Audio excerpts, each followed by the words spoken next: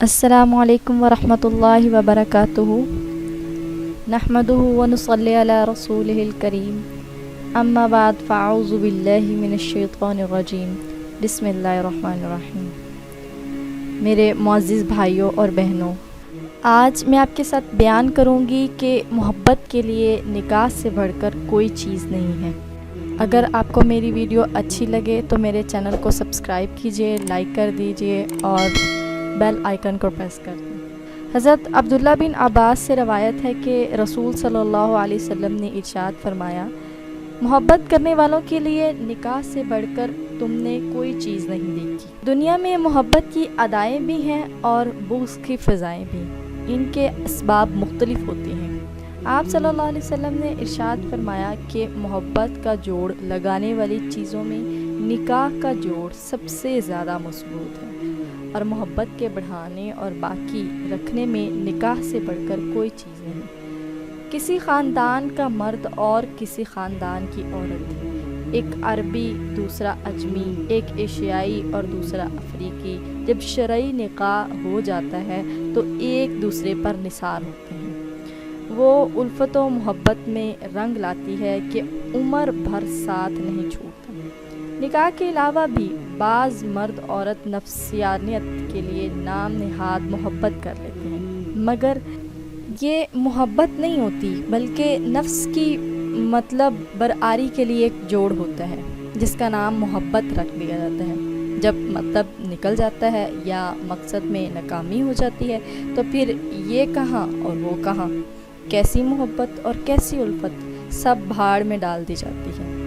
نکاح کے ذریعے جو تعلق پیدا ہوتا ہے وقتی نہیں ہوتا بلکہ زندگی بھر نبھانے کی نیت سے ایجاب و قبول ہوتا ہے۔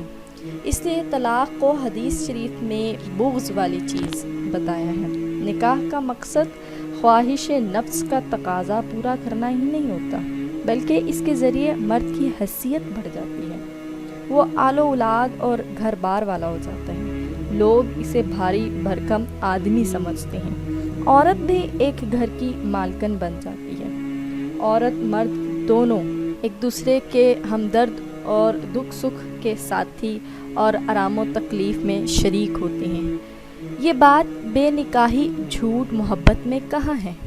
پھر مزید یہ کہ شوہر بیوی کئی خاندانوں میں محبت الفت کا ذریعہ بن جاتے ہیں۔ سمدھی دوسرے سمدھی کی زیارت کے لیے جا رہا ہے اور عورت کا بھائی اپنی ہمشیرہ کے شوہر کی تیمارداری میں لگا ہوا ہے۔ سسر داماد کو دکان کرنے کے لیے رقم دے رہا ہے۔ یہ محبتیں اور خدمتیں ایک شرعی نکاح ہی کی وجہ سے ہوتی ہیں۔ وہ نکاح سب سے زیادہ ببرکت ہے جس میں اخراجات کم سے کم ہوں۔ حضرت عائشہ رضی اللہ تعالی عنہ سے روایت ہے کہ رسول صلی اللہ علیہ وسلم نے ارشاد فرمایا، بلا شبہ برکت کے اعتبار سے سب سے بڑا وہ نکاح ہے جس میں کم سے کم اخراجات ہوئے ہوں۔ نکاح اور بیاہ شادی میں کم سے کم اخراجات کرنے چاہیے۔ نکاح میں جس قدر اخراجات کم ہوں گے وہ نکاح اسی قدر بڑی برکتوں والا ہوگا۔ اس کے منافع جابین کو ہمیشہ پہنچتے رہیں گے اور یہ نکاح دنیا و آخرت کی بھلائی کا ذریعہ ہوگا۔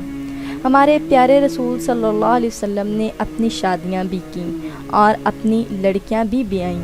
یہ شادیاں نہایت سادگی کے ساتھ انجام پائیں۔ حضور صلی اللہ علیہ وسلم کی سب سے چہیتی بیوی عائشہ رضی اللہ تعالی عنہ تھی، جو صدیق اکبر حضرت ابو بکر رضی اللہ تعالی عنہ کی بیٹی تھی۔ ان سے نکاح تو مکہ معظمہ میں ہی ہو گیا تھا اور پھر ہجرت مدینہ منورہ میں رخصتی ہوئی۔ حضرت عائشہ رضی اللہ تعالی عنہ پڑوس کے ایک گھر میں سہیلیوں کے ساتھ جھولا جھول رہی تھیں۔ ان کی والدہ نے آواز دے کر بلایا اور کچھ عورتوں سے انہوں نے حضرت عائشہ کا سنگھار کرا دیا اور ایک کمرے میں چھوڑ کر چلی گئیں۔ یہ چاشت کا وقت تھا۔ تھوڑی دیر میں آپ صلی اللہ علیہ وسلم ان کے پاس تشریف لے آئے۔ لیجئے کہ رخصتی ہو گئی ہے۔ نہ دلہن پالکی میں بیٹھی، نہ دلہا گھوڑے پر چڑھا اور نہ کسی طرح کے اخراجات ہوئے۔ آپ صلی اللہ علیہ وسلم کی 4 ساجزادیاں تھیں، حضرت زینب، حضرت ام کلثوم، حضرت رقیہ اور حضرت فاطمہ رضی اللہ تعالیٰ عنہ۔ آپ صلی اللہ علیہ وسلم نے ان چاروں کی شادیاں کی اور نہایت سادگی کے ساتھ سب کے نکاح اور رخصتیاں ہوں گی۔ حضرت فاطمہ رضی اللہ تعالیٰ عنہ آپ صلی اللہ علیہ وسلم کی سب سے زیادہ لاڈلی بیٹی تھی. ان کا مرتبہ بہت بڑا ہے. آپ صلی اللہ علیہ وسلم نے ان کو جنت کی عورتوں کی سردار بتایا. سب کو معلوم ہے کہ ان کا نکاح حضرت علی کے ساتھ ہوا تھا. جس وقت شادی ہوئی حضرت علی کے پاس کوئی مکان بھی نہ تھا. ایک صحابی سے مکان لے کر رخصتی کر دی گئی. اور رخصتی کس شان سے ہوئی؟ حضرت ایمن کے ہمراہ حضرت علی کے پاس بھیج دی گئی. دولہا خود لینے نہیں آیا تھا اور دلہن کسی سواری میں بھی نہیں بیٹھی. اب جہیز کی بات بھی سن لیں کہ آپ صلی اللہ علیہ وسلم نے خاتون جنت کے جہیز میں ایک چادر اور ایک تکیہ، 2 چکیاں اور 2 مشکیز دیے. تکیے کا غلاف چمڑے کا تھا جس میں کھجور کی چھال بھری ہوئی تھی. اور بعض روایتوں میں ہے کہ ایک پلنگ، ایک پیالہ چاندی کے 2 بازوبند دیے تھے. رہا مہر کا معاملہ تو اس بارے میں حضرت عمر رضی اللہ تعالیٰ عنہ نے فرمایا کہ میں نہیں جانتا کہ حضور صلی اللہ علیہ وسلم نے 12.5 اوقیہ سے زیادہ اپنی کسی بیوی یا اپنی کسی بیٹی کا مہر مقرر کیا ہو. ایک اوقیہ 40 درہم کا ہوتا ہے. 12.5 اوقیہ کے 500 درہم ہوتے ہیں. آپ صلی اللہ علیہ وسلم نے ایک مرتبہ سفر میں نکاح کیا اور وہیں رخصتی ہوئی اور وہیں ولیمہ ہوا. نہ بکری ذبح ہوئی، نہ قورمہ پکا، نہ کسی طرح کا اہتمام ہوا، بلکہ دسترخوان بچھا دیے گئے. ان پر کچھ گھی، کچھ کھجوریں، کچھ پنیر کے ٹکڑے ڈال دیے گئے. حاضرین نے اس میں سے کھا لیا. یہ حضرت صفیہ رضی اللہ تعالیٰ عنہ کے نکاح کا واقعہ ہے. ہم لوگ بھی اگر آپ صلی اللہ علیہ وسلم کے طریقے پر چلنے کا ارادہ کریں تو کسی طرح کی کوئی رسم اختیار نہیں کرنی پڑے گی. سادگی کے ساتھ ایک مرد اور عورت کا رشتہ شرعی ایجاب و قبول کے ذریعے جوڑ دینا ہی کافی ہے. اتنے سے کام میں کوئی مصیبت اور بکھیڑا نہیں جو پابندیاں خود اپنے سر پہ لگائی ہوئی ہیں. ان کی وجہ سے مصیبتوں میں ہم گرفتار ہو چکے ہیں.